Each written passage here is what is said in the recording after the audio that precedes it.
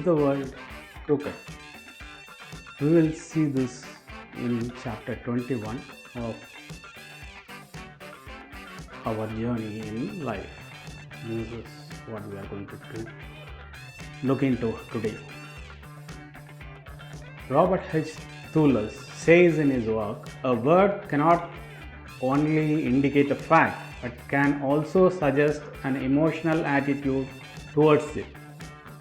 Such suggestion of an emotional attitude does not go beyond mere factual description, because our approvals and disapprovals are individual. They belong to ourselves and not to the objects we approve or disapprove of. When we turn to politics and international questions, we are still further from straight scientific thinking. Such words as progress, liberty, democratic, totalitarian, reactionary, liberal, freedom, national honor are used in national and international political thinking, but they carry more of emotional than any other meaning. Some philosophers have maintained that all such words as vicious, bad, good, beautiful, and ugly only indicate the speaker's own emotional reactions towards certain actions and things, not properties of these actions and things themselves. Other forms of crooked thinking are extreme position, diversion, the exception proves the rule, irrelevant objection, presenting one's own view as the mean between two extremes, etc. Presenting one's own view as the means between two extremes is called by logicians as the fallacy of the undistributed middle. It has this name because the term common to both premises, the middle term V, does not cover the whole class of beliefs in things we wish to be true in either of the premises. Habit of using words with no clear meaning but with only general tendency in some direction or other is called crooked thinking. So, the habit of using words with no clear meaning but only with the general tendency in some direction or other is the crooked thinking.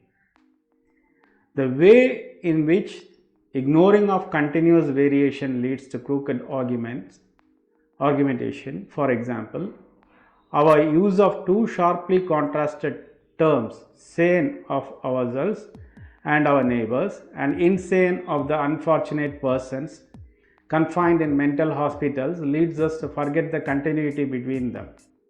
The essential difference between the sane and the insane is, however, simply the degree to which they are able to adapt themselves to their environments. It is a question of how people are adapting to their environments. That differentiates sane and insane. This power of successful adaptation varies quite continuously from one individual to another. No one has it perfectly, and probably no one has quite lost it. We could make a continuous row of people progressively less well adapted, with sanest of ourselves at one end and the most insane inhabitants of mental hospitals at the other. Any argument, therefore, which begins in some such a way as follows: a man must be either sane or insane, and an insane person is absolutely capable of reasonable thought. It is a dangerous piece of crooked thinking, since it ignores the fact of continuity.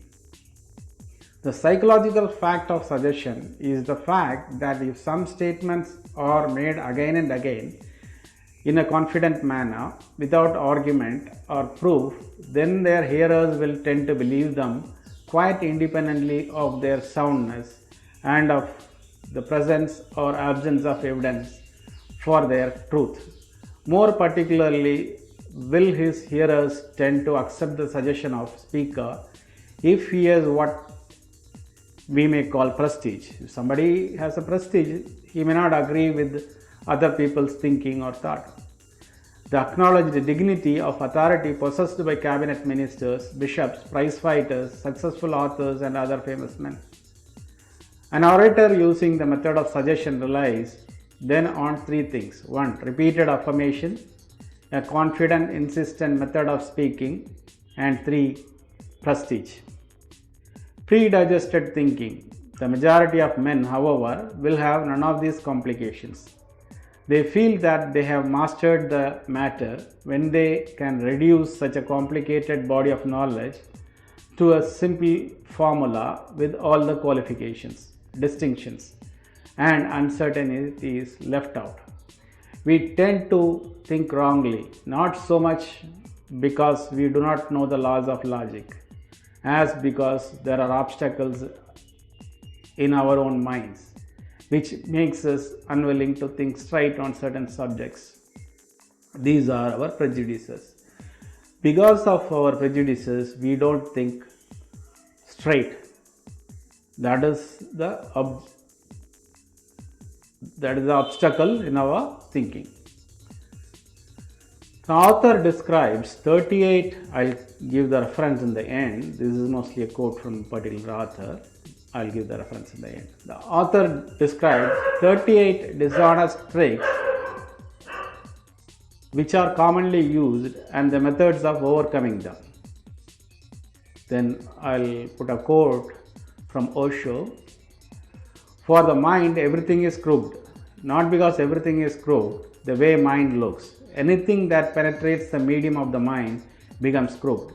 Just as you put a straight thing into water, a straight staff, and suddenly you see the medium of water has done something. It is no more straight. You bring it out of the water, it is again straight. Put it again. And you know that the staff remains straight in water, even in water, but your eyes still say that it is not straight. 100 times you can bring it out and put it in. Even if you know well the staff remains straight, the medium will give you a false information. That is no more straight. You may have many times in the misery created by the mind. But again you fall a victim. Mind creates misery. It cannot create anything else but it, because it cannot encounter reality. It can only dream. That is the only capacity of the mind. It can only dream. And the dreams cannot fulfill because whatever they come against the reality, once they come against the reality, they will be shattered. You live in a house of glass. You cannot face reality. Whenever reality comes to your house is shattered. And many houses you have lived in are shattered. You carry their ruins in the mind, the anguish that resulted, and that has made you very sore, very bitter. Taste anybody and you will taste him bitter. And that is the experience of others about you also. Everybody tastes bitter. Come closer and everything goes bitter. Remain distant. Everything looks beautiful. Come closer, everything goes bitter. Because when you come closer, minds penetrate each other and everything is crooked. Then nothing is straight. This has to be realized as your experience, not as a theory from me. Experienced, it becomes a truth. And then many things start changing. Then you drop the mind. And when the mind drops, all the worlds disappear. When the mind drops, objects disappear. When there are no more objects, then you don't know where you end and where things start. Then there are no boundaries. Boundaries disappear. Don't ask why the pine trees in front of the garden are gnarled and crooked. The straightness they are born with are inside them. Society. It is very significant statement. You see the tree, a pine tree or any other tree which is not straight for any reason. Circumstances may not have allowed it to be straight, or perhaps the gardener did not want it to be straight. But in the innermost being of the tree, the possibility of being straight is still there. This is exactly the case with you all. Whatever you have become, however far you have gone from your natural potential, it does not matter.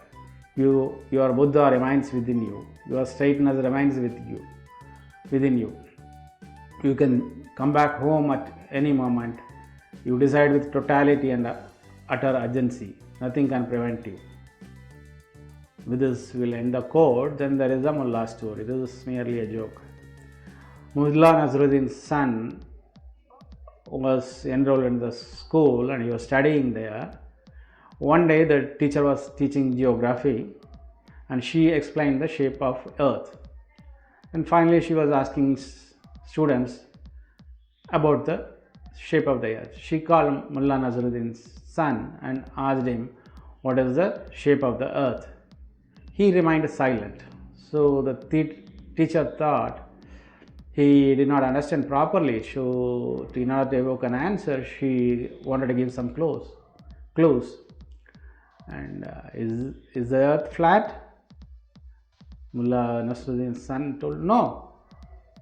Then she was hopeful. Maybe he knows the correct answer. Then is it a globe, round shaped?